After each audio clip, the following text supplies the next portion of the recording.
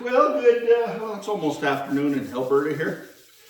It's colder than a fucking Sergeant Major on orders parade out there right now, so figured I'd warm myself up with a little green chili stew.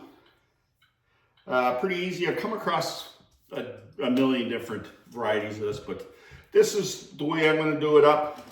First of all, I'm going to start off with a little bit of a little bit of stew meat, browned off. I just browned it off with a little flour, salt, and pepper.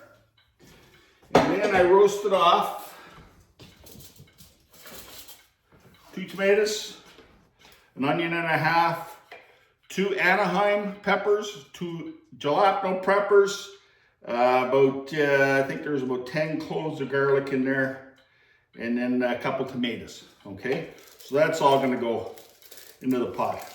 I just oil those up with some salt and pepper and a little bit of olive oil and just threw them under the broiler for a few minutes just to toast them off a little bit, nothing too big.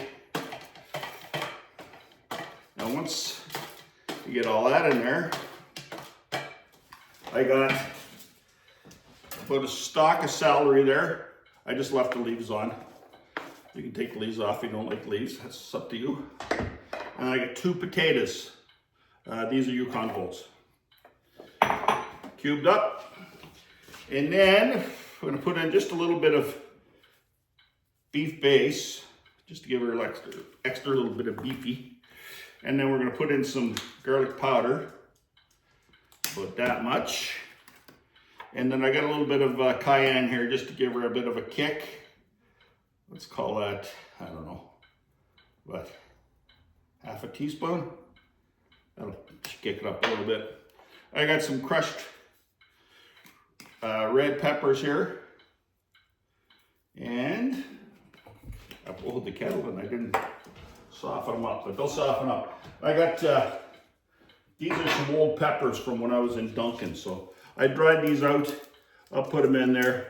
I can't remember what kind of peppers these were, but I'm sure they'll give off a little bit of heat. I'm gonna put a splash of tequila in there just for the hell of it, because I had some tequila and I don't drink it, but it does go good with cooking. And then I got a can of green chilies, the little old El Paso ones. Just fire those all in there. Give that a little bit of a stir. And then we're going to put in some beef broth.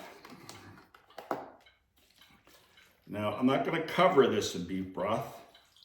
I'm going to go about halfway up the side of the crock pot, because everything in there is going to sweat out a little bit and it will do its thing over the next couple hours. I'm going to cook this on low. Oh, I got one more thing I got to put in here, I forgot.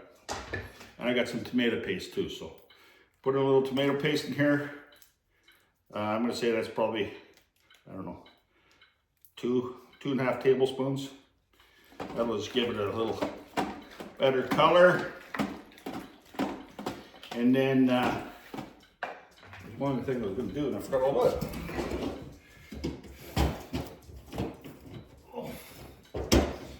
I mean, you can add anything you want to this. I didn't buy cilantro yesterday, so probably would have put cilantro in here if I had a chance. But I'm going to throw a lime in there. Just going to quarter it up. Just give that a little extra bit of acid. A little pop. I'm actually going to cook those with the rinds in there too, and then I'll pull them out just before I serve myself. This goes good with a good piece of crunchy bread. So maybe I'm gonna go and do some photos, I think, so maybe I'll stop at the store on the way back and pick up a little bit of cilantro and nice hearty bread. Anyways, so green chili stew, there it is. Give it a shot.